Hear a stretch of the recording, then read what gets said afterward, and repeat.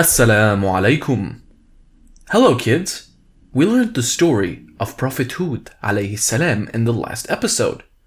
Insha'Allah, today we are going to learn about a new prophet, Prophet SALEH alayhi salam. The story of Prophet SALEH alayhi salam is linked to the famous story of the she-camel of God. He used to preach to the people of Thamud. Let us start the story. Bismillah. The story of Prophet SALEH alayhi salam. In the last episode, we saw the story of Prophet Hud alayhi salam. Prophet Hud alayhi salam preached to the people of Ad, who had become very arrogant and worshipped idols.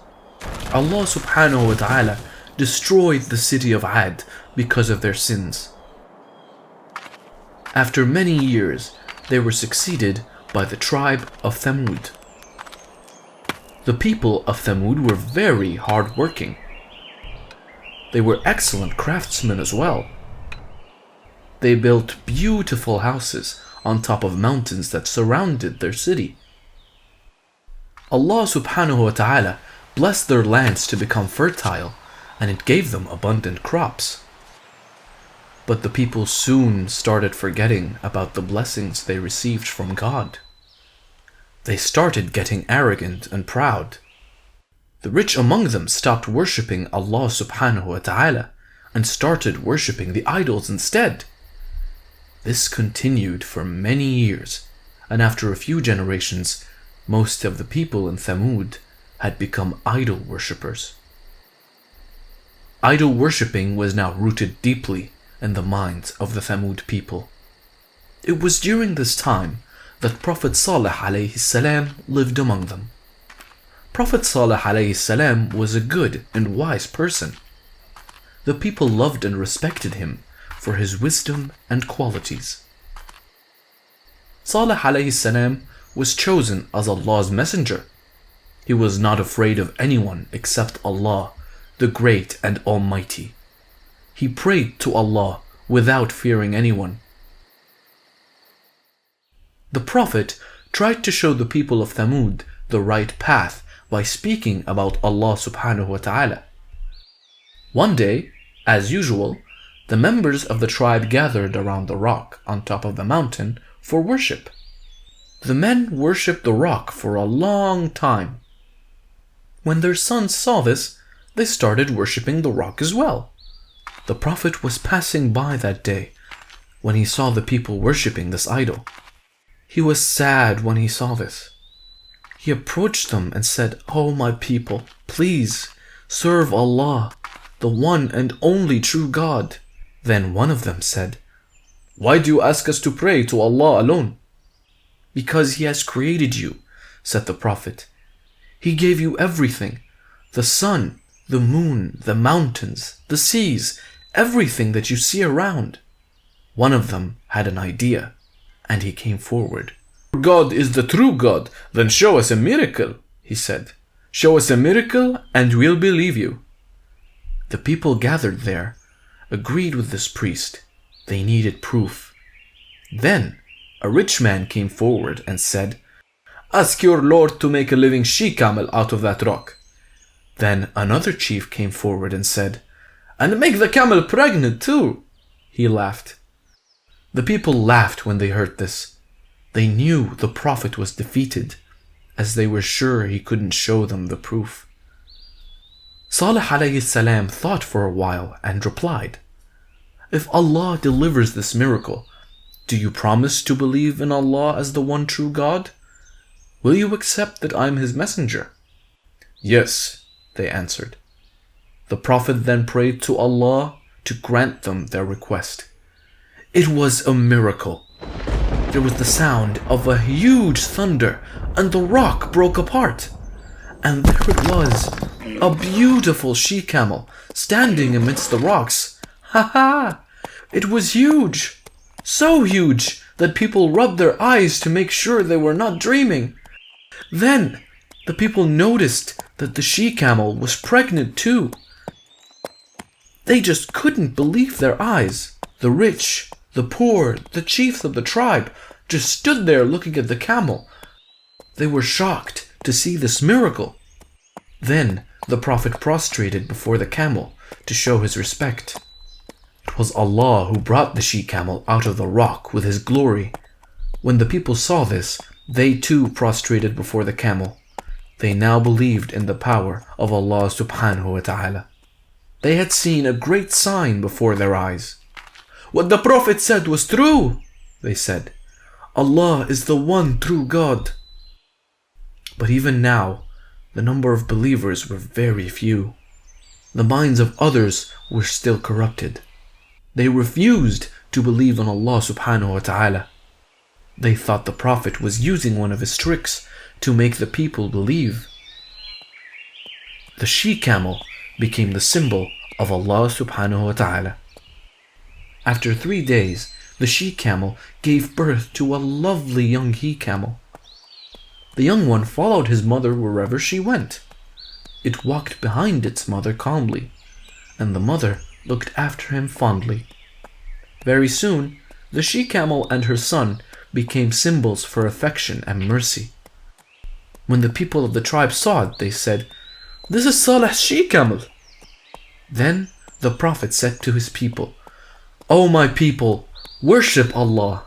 There is no other God but Him. This is a clear sign from your Lord. This she-camel is a sign for you, so leave her to graze on Allah's earth. Be careful not to hurt it. If you do that, then Allah will punish you." Days passed, and the she-camel grazed in the green pastures of Thamud. It ate the plants from the valley and drank water from the well. It so happened that there was only one well in the entirety of Thamud.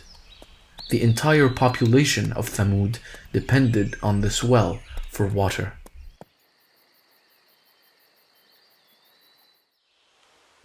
The she-camel drank water from this well as well, but it was so huge that it drank lots and lots of water.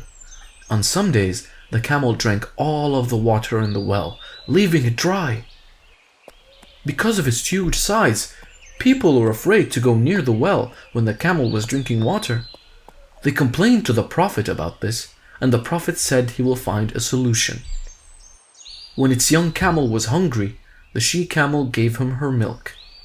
The milk was very thick, and the people's mouth watered when they saw the milk. They hurried to the Prophet. "The camel's milk may be blessed," they said to him. "Its milk would be enough for hundreds of families. The baby camel is not going to have all of it. So please, let us have some of the she-camel's milk," they requested. The Prophet thought for a while, and he said that they were allowed to have the milk of the camel by Allah's grace. However, he asked them to share the water with the camel. They soon arrived at an agreement. It was like this. On the second day, the camel would feed her young one, and the people could draw water from the well. It was a win-win situation for all. The camel gave plenty of milk, and it covered the needs of entire Thamud. At first, the people were happy and content, but soon the disbelievers started raising their voices. They hated the Prophet for turning people away from their idols, and their hatred now turned toward the blessed she-camel. Some of the chiefs were against the Prophet too. They knew that the Prophet was a danger to their beliefs. They couldn't stand the Prophet no more, so one night they hatched a plot to kill the poor she-camel. They took the help of their wives to convince 9 strong men. These 9 men agreed to kill the she-camel and her calf. They decided to kill the camel the next day. On the next day, these 9 men observed the camel closely. The camel, as usual, came to the well for drinking water. When it started drinking water, one of the men shot an arrow at its leg. The camel cried out loudly, and it started to run, but the poor animal couldn't because of the arrow stuck in its leg. The men roared and ran toward the camel. they took out their sword and struck its other leg. The poor animal fell down crying. Then these evil men used their swords and spears to kill this poor camel. When the disbelievers saw that the camel was dead, they jumped up and down with joy. They cheered the men with songs and poetry. They started celebrating, not knowing that they had destroyed the gift of Allah subhanahu wa ta'ala. When the Prophet saw this, he was heartbroken. "Enjoy life for 3 more days, for the God is sending his punishment," he shouted to the evil men who were dancing with joy. "Why 3 days?" they asked. "Ask your God to punish us today," they said arrogantly. The Prophet once again tried pleading with them. "My people, why do you follow the evil ways? Seek forgiveness from Allah so that you may receive his mercy." But they didn't listen to him and continued with their celebrations. That night, these evil men plotted to kill the Prophet as well. But Allah warned the Prophet and asked him to get away from Thamud. Heavy-hearted, they left the land of Thamud. As the Prophet warned, it was the day of punishment. The evil men who killed the she-camel and all other disbelievers stayed inside their homes. They thought their homes, made of rocks and stones, would protect them from the punishment. Suddenly, thunderbolts appeared out of nowhere, and there were severe earthquakes as well. The land was violently shaken, killing every man and animal living in Thamud. All the disbelievers in Thamud were struck dead at the same time. The earthquake destroyed everything. The idols they worshipped could not save their lives. As for Prophet Saleh alayhi salam and his followers, they were saved because they had left the city. The Prophet continued to preach for a long time in different lands.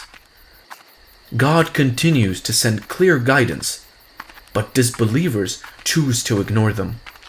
Allah subhanahu wa ta'ala is the most merciful and the most forgiving.